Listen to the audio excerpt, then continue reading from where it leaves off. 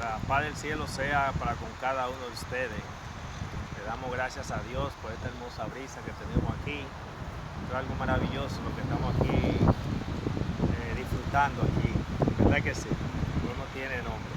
Muy bien, aquí estamos una vez más para nuestro último tema con relación a lo que es esta serie de las 7 trompetas. Ahora estamos en la 7ª trompeta, por eso es nuestro último tema con relación a lo que tiene que ver los toques de trompeta. Anteriormente habíamos dicho que la 7ª trompeta y la 7ª copa se dan simultáneamente. Allí se dan eventos que van de la mano y vaya en el término 7 ya no hay muchas cosas que hacer prácticamente, todo es gozo, alegría y grandes privilegios. Vamos a compartir con ustedes ahora lo que es en este caso, esta 7ª trompeta. Dice, esta 7ª trompeta se encuentra en el capítulo 11, versos 15 al 19. Ustedes van a ver como que aquí hay un pequeño paréntesis, ¿verdad? Porque las 6 trompetas estaban dentro del capítulo 8 y 9, pero miren cómo aquí hay un capítulo por el medio y luego entonces se presentan lo que es la trompeta. Dice allí la palabra de Dios siguiente: el 7º ángel tocó la trompeta y surgieron voces y truenos que decían: el reino del mundo ha llegado a ser de nuestro Señor y de su Cristo, y reinará para siempre y para siempre. Ya aquí hay gozo porque ahora, como ya vimos, la 7ª trompeta había sido había sido vengada la sangre de los santos de Dios a través de todos los tiempos, especialmente sobre aquellos mártires que bajo este sello, en capítulo 6, versos 9 al 11, dice que las almas que estaban debajo del altar clamaban por venganza. Ya esto se había cumplido. Vemos también que hay gozo y alegría. Dice que escuchaban voces y truenos. Estas expresiones de voces y truenos tienen mucha relación con lo que dice el conflicto de los siglos, página 698. Lamentablemente se nos quedó el libro, pero ya lo hemos leído varias veces. Creo que en una de las trompetas ya lo leímos. Y también primeros escritos, donde dice allí que el Señor va a anunciar el día y la hora de la venida de nuestro Señor Jesucristo. Eso lo hace precisamente en la 7ª copa y en esta 7ª trompeta, las cuales serán simultáneamente. No es extraño ver en las escrituras voces y truenos. ¿Por qué dice voces y truenos? Porque cuando Dios habla, los fieles de Dios escuchan la voz de Dios, pero los impíos lo que escuchan es como un trueno. Si vamos al libro de Éxodo, en el Antiguo Testamento, nosotros vamos a ver allí que cuando Dios estaba en el monte Sinaí, que hablaba, Moisés hablaba con Dios y Dios hablaba con Moisés, pero el pueblo que estaba allí, lamentablemente, lo que escuchaban eran voces y truenos, mientras Dios lo que estaba era hablando.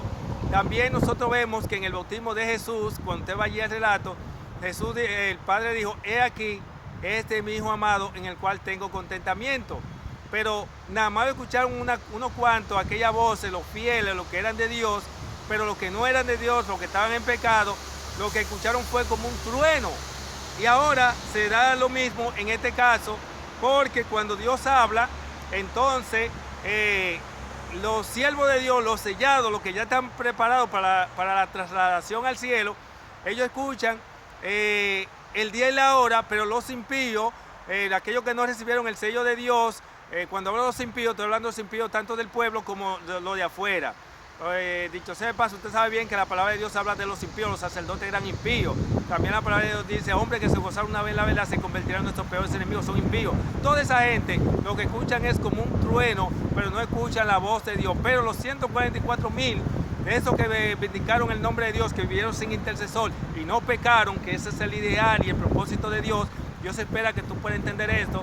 Si tú no puedes entender esto, si tú no concibes esto, lamentablemente no puedes recibir el sello de Dios, porque la palabra de Dios dice en el libro de Judas 24 y 25: y aquel que es poderoso para guardarlo sin caída y sin mancha. Y la palabra de Dios dice en primera de Juan 3:6 que el que está en Cristo no peca, y si peca es porque no le ha conocido. Y en el verso 9 del mismo 1 Juan 3:9 dice que el que está en Cristo no peca porque la simiente de Dios está en él. Por eso el que es sellado no peca, y el único pecado que se podría cometerla es si lo hace por ignorancia, por error de equivocación.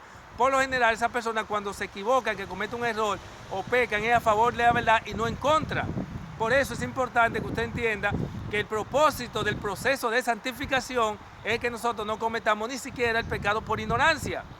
Pero a veces hoy en día vemos personas que en proceso de santificación, y usted lo ve más mundano que los mismos mundanos. Personas en proceso de santificación que cada día van más para atrás. No avanzan y no dejan de avanzar. No avanzan en cuanto a lo espiritual, pero no dejan de avanzar porque avanzan en relación con lo mundanal. Y eso es así. Así que por lo tanto, es bueno que entendamos cuando vamos a leer brevemente lo que dice el libro de Éxodo, verso 16, en relación con lo que tiene que ver esta expresión de voces que se escuchaban. Éxodo capítulo 19, verso 16 al 19. Vamos a ver. Dice allí lo siguiente. Aconteció al tercer día por la mañana que hubo truenos y relámpagos, y una enorme nube apareció sobre el monte, y hubo un sonido de trompeta fuerte en gran manera, de modo que se estremeció todo el pueblo que se encontraba en el campamento. Luego Moisés sacó al pueblo del campamento para ir al encuentro de Dios, y se detuvieron al pie del monte. Y todo el monte Sinaí humeaba, porque Jehová había descendido sobre el fuego y el humo, y se elevaba como un humo de horno, y todo el monte tembló violentamente. Aconteció que mientras el sonido de la trompeta aumentaba en intensidad, Moisés hablaba y Dios les respondía con estruendo. ¿Está mirando? Dios hablaba con Moisés y Moisés con Dios, pero el pueblo lo que escuchaba era, ¿qué cosa? Un estruendo. Así que esa es una parte muy importante que hay que tomar en cuenta. El libro de Mateo 3:17, vamos a confirmar lo que le habíamos dicho con relación a que en el bautismo de Jesús Dios habló en aquel momento. El libro de Mateo 3:17, vamos a leer allá de manera breve. Mateo 3:17. Estas son cosas que es muy importante que debemos de tomarla en cuenta y aprenderla. Dice allí lo siguiente, hablando en el contexto del bautismo de Jesús. Y aquí surgió una voz del cielo que decía: este es mi hijo amado en quien me he complacido. Cuando usted se lee lo que dice el deseado de toda la gente, hablando ya en este contexto, dice la sierva de Dios que cuando el Señor anunció esa expresión, aquí ese es mi hijo amado en el cual tengo contentamiento, dice que los impíos o los que no eran de Dios simplemente escucharon fue como un trueno.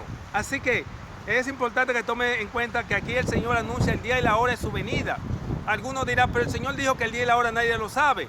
Sí, es cierto, Él dijo eso, que el día y la hora nadie lo sabe, pero Él no dijo que el día y la hora no se sabrá. Se va a saber porque Él lo va a decir. Y esta expresión donde la sierva de Dios dice en 1 escrito, página 15 y 698 de El conflicto de los siglos, que el Señor va a pronunciar el día y la hora, tiene un contexto bíblico, porque dice la palabra de Dios en Isaías 30:30, y el Señor hará oír su potente voz y hará ver el descenso de su brazo. Esa profecía de Isaías 30:30, que el Señor hará oír su potente voz, es donde Él va a anunciar el día y la hora de su venida, bajo lo que es la séptima copa o trompeta. Séptima trompeta. Muy bien, vamos a seguir avanzando. Hay muchas cosas más que podríamos decir, entonces el tiempo sigue avanzando y tenemos un tiempo limitado. Dice aquí, después, verso 16 del capítulo 11 de Apocalipsis. Después los 24 ancianos que estaban sentados en su trono, ante el trono de Dios, se postraron sobre sus rostros y adoraron a Dios. Es bueno resaltar que estos 24 ancianos son aquellos que habían resucitado juntamente con Cristo. En el libro de Mateo, capítulo 27, versos 52 y 53, usted podrá leerse allí que cuando Cristo el viernes había muerto, dice que la tumba de muchos santos se abrieron, y ya cuando Cristo resucitó, el primer día de la semana, domingo, juntamente con él resucitaron una serie de santos. Eso fue en cumplimiento a una profecía que había en el libro de Oseas, capítulo 6, verso 2. En el libro de Oseas, capítulo 6, verso 2, dice allí: y resucitaremos juntamente con Él. Es decir, Cristo no resucitó solo.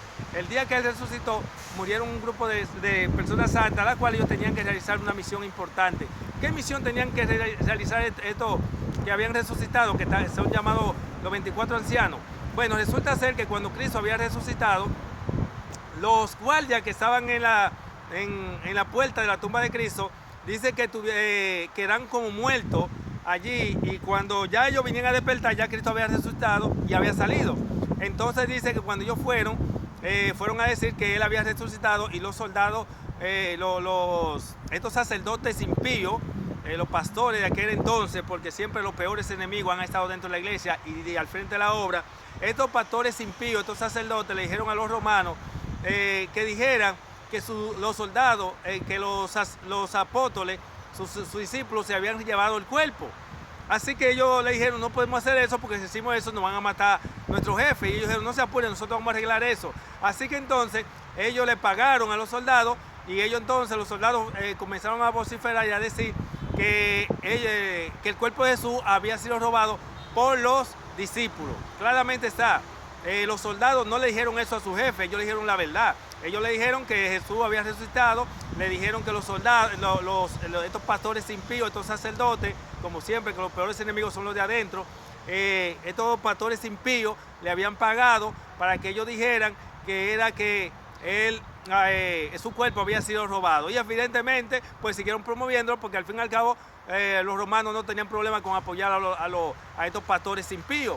Así que por lo tanto, estos que habían resucitado fueron a desmentir y dijeron, porque los discípulos no podían defenderse a sí mismos. Entonces se imaginan los discípulos diciendo, no, eso no es verdad. No, pues iban a creer. En primer lugar, eran sus discípulos. Segundo, quienes estaban ahí al frente eran los soldados romanos, y fueron los soldados romanos que dijeron que fueron ellos. Así que no podían defenderse a sí mismos. Pero Dios es un Dios que tiene nuestros problemas resueltos antes que se presenten. Dios está al frente de su obra. Esta obra no está al frente de pastores, ni de iglesias, ni de nadie. Dios inició esta obra y Él la va a terminar. Y la va a terminar con aquellos que están en el lineamiento profético. Se llaman 144,000 o cuarto ángel. Así que por lo tanto, en aquel entonces Dios viene y tenía provisto para que este grupo de santos que habían resucitado desmintieran lo que estaban diciendo los sacerdotes por influencia de estos pastores impíos mundanos que había en aquel entonces. La historia se va a repetir, mis amigos. Esto es fuerte, así como en aquel entonces, en tiempo de Cristo, había dos ministerios simultáneamente instituidos por Dios, el sacerdotal y el apostólico. También hoy en día habrán dos ministerios, el pastoral, que se corresponderá con el sacerdotal, y el de los 144,000, llamado cuarto ángel, que se corresponderá con el apostólico, que son los que son confirmados con el derramamiento de la lluvia tardía, como los apóstoles con la temprana, y entonces darán el fuerte pregón de esta gran obra. Por eso dice la selva de Dios, que el Señor tomará personas de los comunes del pueblo, lo ha de preparar, lo ha de capacitar, y Él demostrará que no depende de gente toda ingreída. Y dice, y pocos de ellos serán empleados, pero serán empleados no de la posición de ellos, sino que tendrán que pasar al ministerio que reemplaza al pastoral, que es el de los 144,000 o cuarto ángel, como también los pocos sacerdotes que valían la pena, como era Pablo, José de Arimatea, Nicodemo, entre otros, fueron empleados en el nuevo ministerio que reemplazó el sacerdotal de aquel entonces, llamado el apostólico. Ustedes no ven que Dios tuvo que llamar a Pablo, a José de Arimatea y a todos ellos después de la resurrección, y lo llamó y lo hizo partícipe, que eran los pocos que valían la pena. No hacía ni uno de cada 20, los pocos pastores que valían la pena en el tiempo de Cristo. Así que los pocos pastores que valen la pena, porque este ministerio pastoral está corrompido de todas las iglesias, comenzando por la iglesia adventista también. Desgraciadamente, soy nacido y criado en la iglesia adventista, y lamentablemente, miren, su servidor tiene que predicar desde afuera. ¿Por qué? Porque esos impíos y mundanos, son ministros del diablo, no quieren que se proclame la verdad de los púlpitos, porque ellos se creen que son los dueños de los púlpitos, como también lo creían los pastores de los tiempos de Cristo, los sacerdotes. Por eso dice Juan 9:22, que cuando le preguntaron a los padres del ciego que si ese era su hijo, y dijeron, ese es nuestro hijo, pero quién le haya curado nosotros no sabemos, ella tiene que preguntarle a él. Dice el texto bíblico que ellos se pensaron así porque si testificaban de Cristo serían echados a sinagoga. El mismo Jesús le había dicho, Juan 16:2, he aquí o echarán de la sinagoga. Esa palabra que Jesús le dijo a los discípulos va para sus discípulos a través de toda la historia hasta el fin del conflicto. Por eso hemos dicho que la cizaña se va del libro de vida, pero se queda en la iglesia, mientras que los que se quedan en el libro de vida son los que salen. Así que por lo tanto continuamos. Ya vemos que estos 24 ancianos son precisamente quienes, esos que son redimidos, que son la gavilla y que estuvieron allá. Así que dice el verso 17, que esos 24 ancianos, que son la gavilla que resucitaron con Cristo, dice allí, ellos decían, te damos gracias, oh Jehová Dios, el Todopoderoso, el que eres y el que era, por cuanto has tomado tu gran poder y has reinado. Las naciones se han enfurecido y tu ira ha llegado. Y el tiempo en que los muertos serán juzgados. ¿Por qué dice el tiempo en que los muertos serán juzgados? Porque cuando allá en este evento el Señor viene a buscar lo suyo, y dice en 1 Corintios 6, capítulo 6, versos 2 y 3, que nosotros, los santos, los que hayamos sido redimidos, vamos a juzgar a los impíos. ¿A cuál impío? Claramente a los impíos de adentro y los impíos de afuera. Aquellos hombres que se gozaron una vez en la verdad y que se convertirán en nuestros peores enemigos y que irán a engrosar la fila de la oposición.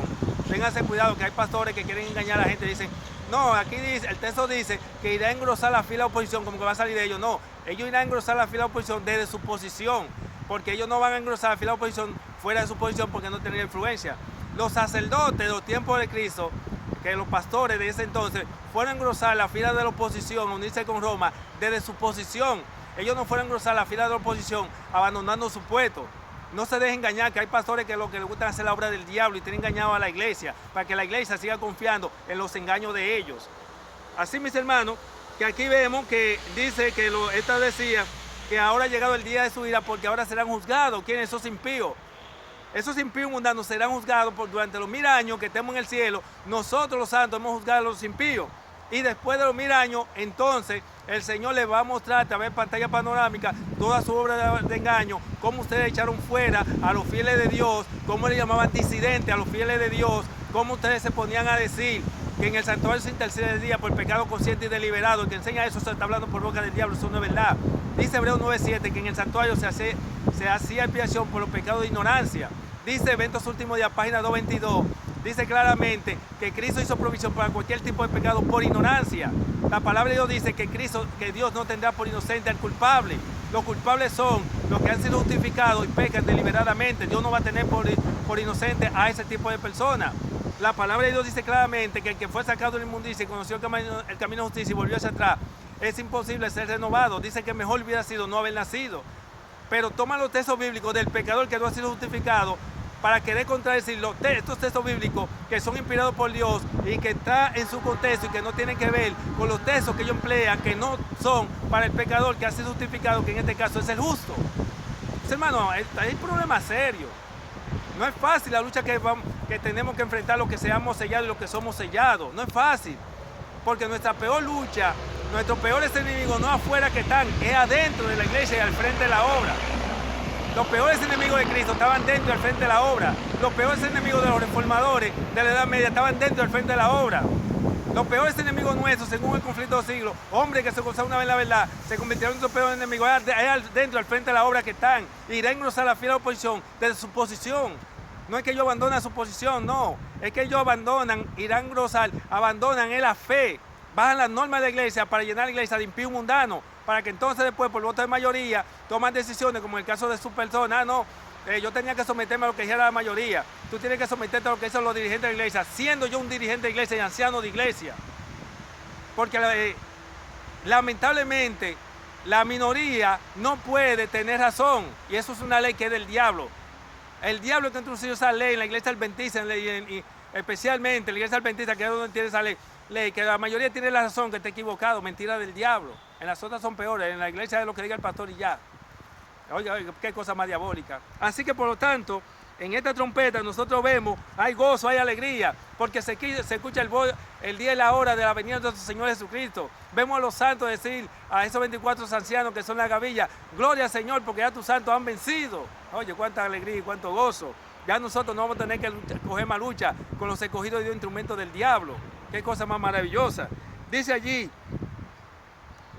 continúa diciendo, vuelvo y repito, las naciones se han enfurecido y ha llegado el día, y tu ira ha llegado, y el tiempo en que los muertos serán juzgados, y de dar recompensa a tu cielo, a los profetas, a los santos y a los que reverencian tu nombre, a los pequeños y a los grandes, y destruir a los que destruyen la tierra.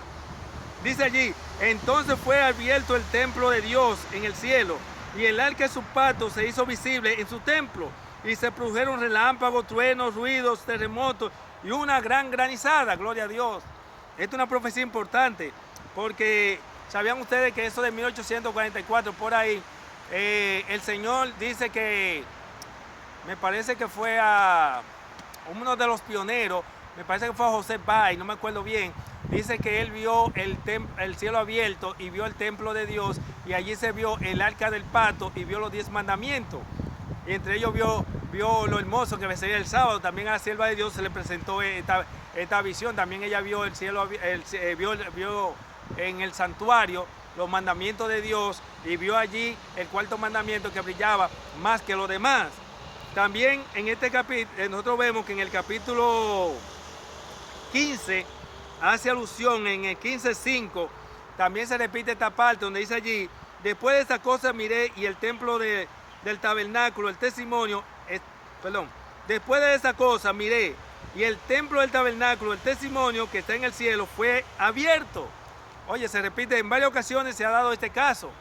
Así que vemos que bajo este evento el templo de Dios es abierto para que los impíos y los mundanos vean que verdaderamente Dios es Dios, y que ellos habían cometido un gran error al equivocarse en cuanto a lo que son los mandamientos de Dios. Así que así viene concluyendo lo que viene siendo nuestra séptima trompeta. Hay mucho más que decir con relación a eso.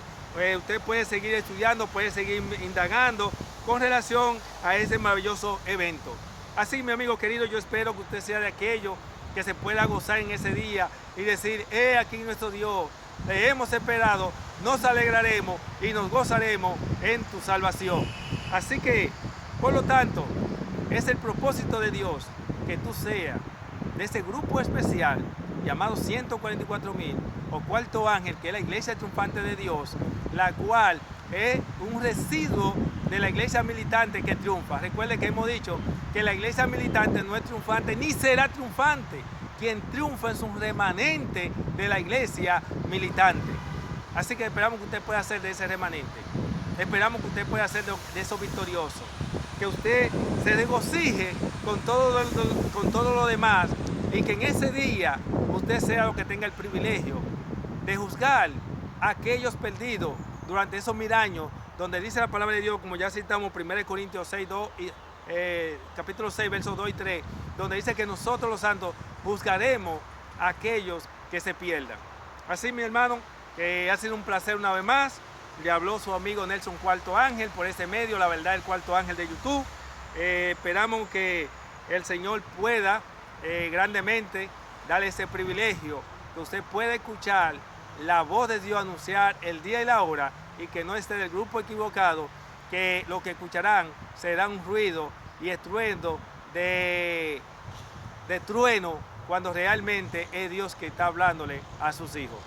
Así que la paz del cielo sea con usted una vez más, y nos veremos con lo que será nuestro broche de oro, con la relación entre trompeta y la copa, que es donde cerraremos esta serie de las 7 trompetas. Bendiciones una vez más. Hasta la próxima.